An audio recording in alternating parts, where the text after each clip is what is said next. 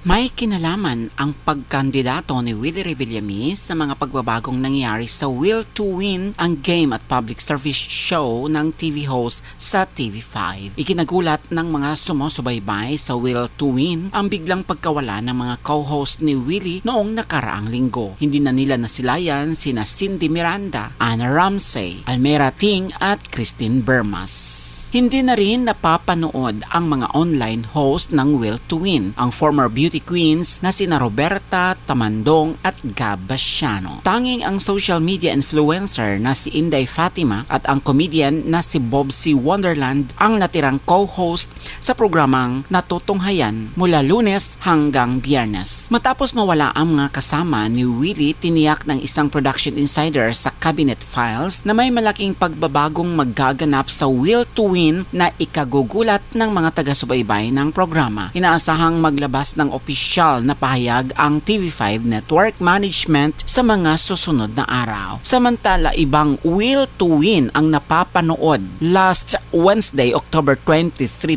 2024. Imbis na masaya ang umpisa ng programa, pinagtutuunan ng pansin at pinagdasal ang mga kababayan natin sa Bicol na sinalanta ng husto ni Typhoon Christine. Ipinakita sa Will to Win ang mga bayan ng Naga at Sorsogon na lumubog sa tubig baha at ang kaawa-awang kalagayan ng mga labis na naapektuhan ng malupit na hagupit ni Typhoon Christine.